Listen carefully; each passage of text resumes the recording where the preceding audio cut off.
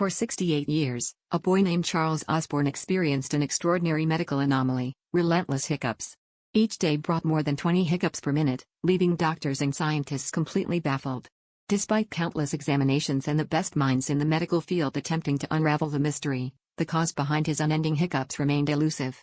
Starting unexpectedly in 1922 while attempting to weigh a hog for slaughter, Osborne's condition continued unabated until 1990, making it the longest recorded bout of hiccups in history.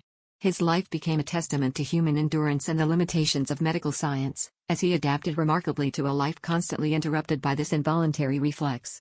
Even amidst the hiccups, Osborne lived a full life, showing resilience and humor in the face of an incessant challenge that puzzled experts and captivated the world.